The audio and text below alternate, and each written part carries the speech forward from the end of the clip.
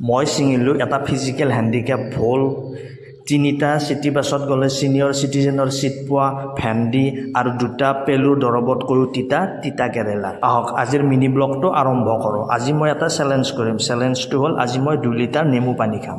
আৰু নেমু পানী খাবৰ কাৰণে মোক লাগিল নেমু। আহক বলক নেমু লৈ আহোঁ। নেমু আনিব আহি দেখিলোঁ এয়া পাতি।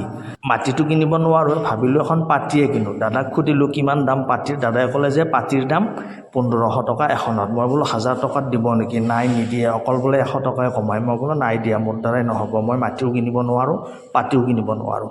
ইফালে ককাজনে আকৌ নেমুৰ পৰা কললৈ, হাঁহৰ কণীৰ পৰা প্লামলৈ সকলো আনি বজাৰত বিক্ৰী কৰি আছে। মই বোলো ককা নেমু আৰু কলৰ মাজত যদি কাজিয়া লাগে তেতিয়া কি হ'ব? যদি কলকেইটাই নেমুক জোকাই বোলে তোমালোকক সকলোৱে চেপি খায়, তেতিয়া নেমুৱেতো ৰিপ্লাই দিব যে মোকতো ভালে চেপি খায়, তোমালোককতো লাংটা কৰি খায়। ককাৰ পৰা 2টা হাঁহৰ কণী লৈ মই গুচি আহিলোঁ। এতিয়া মই নেমু পানী খাম।